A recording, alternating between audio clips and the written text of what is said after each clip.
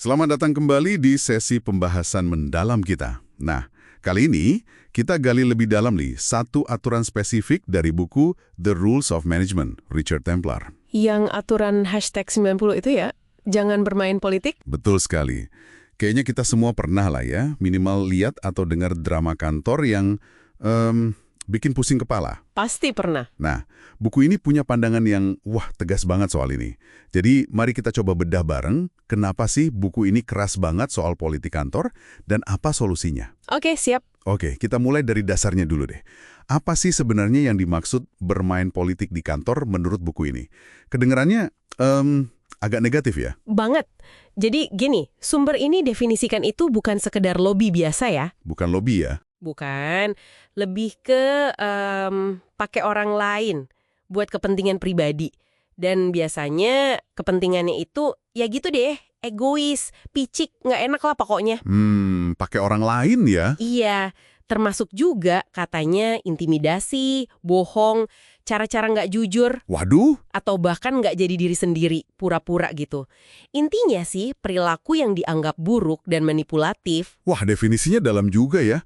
Kalau udah jelas senegatif itu, kenapa sampai perlu ditekankan banget sih buat dihindari? Apa bahayanya? Kok sampai jadi aturan khusus? Nah, ini nih yang menarik. Analogi yang dipakai buku ini cukup kuat. Gimana tuh analoginya? Dibilang kalau main politik kantor itu kayak main di rel kereta api. Hah?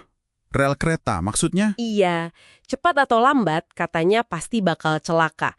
Entah keserempet atau ketabrak. Serem kan? Wah iya juga ya, keras banget pesannya. Pesannya jelas banget. Politik kantor itu dianggap busuk. Sama sekali nggak perlu buat manajer yang efektif.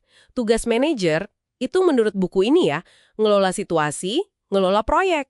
Bukan mengelola orangnya. Bukan memanipulasi orang tepatnya. Orang itu katanya bisa kok ngelola diri sendiri kalau lingkungannya pas.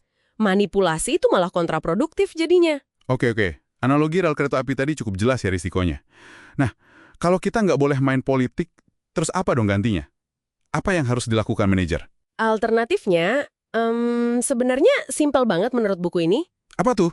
Fokus aja selesaikan pekerjaan. Yang efektif tentunya. Oh, jadi fokus ke tasknya ya? Betul. Saran spesifiknya gini, cari terus bangun hubungan sama orang-orang di kantor yang reputasinya bagus. Yang bisa selesaikan kerjaan tanpa main tusuk dari belakang atau main kotor. Jadi bukan antisosial ya, tapi lebih selektif gitu. Tepat, pilih teman kerja yang integritasnya bagus, yang orientasinya ke hasil, kolaborasi sehat lah intinya. Oke, jadi energinya dialihkan ya, dari manuver politik ke kerjaan nyata dan bangun tim yang solid. Kenapa sih ini penting buat Anda ingat, buat kita semua, dalam jangka panjang? Apa untungnya kalau kita bisa hindari jebakan ini? Kalau kita lihat gambaran besarnya nih, menghindari politik kantor, seperti kata buku ini, itu cara utama jaga integritas pribadi Anda. Integritas ya, penting itu. Penting banget.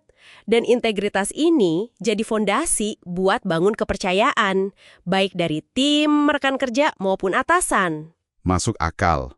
Kalau fokusnya udah bukan siapa ngalahin siapa, tapi gimana capai target bareng, nah, energi tim jadi positif kan? Bisa fokus ke hasil kerja yang nyata, yang produktif. Jadi intinya menciptakan lingkungan kerja yang sehat aja. Kinerja di atas segalanya, bukan permainan kekuasaan. Jadi, kalau disimpulkan dari kutipan ini, sukses manajemen yang sejati itu datangnya dari kinerja dan integritas ya, bukan dari lihai main sikut-sikutan di kantor. Kira-kira gitu pesannya, efektif dan berintegritas. Sip. Singkatnya nih, aturan hashtag 90 dari The Rules of Management ini pesannya jelas banget. Jauhi politik kantor sebisa mungkin. Fokus aja sama tugas Anda, kelola situasi sebaik mungkin, dan ini penting, cari teman kerja yang sevisi, yang sama-sama junjung tinggi integritas dan fokus ke hasil. Nah, tapi ini tentu jadi mikir ya. Muncul pertanyaan lanjutan yang penting buat Anda renungkan juga. Pertanyaan apa tuh? Gimana coba Anda bisa terapkan prinsip anti politik ini kalau katakanlah lingkungan kerja Anda itu udah kental banget politiknya? Mungkin malah dianggap cara main yang wajar di sana. Wah, iya juga ya. Itu tantangan nyata. Betul. Gimana caranya navigasi di situasi kayak gitu? Tetap pegang prinsip fokus kerja, tapi nggak malah jadi terisolasi atau dianggap naif gitu? Menarik banget tuh pertanyaannya. Iya kan? Sesuatu untuk dipikirkan lebih lanjut lah setelah sesi kita ini selesai.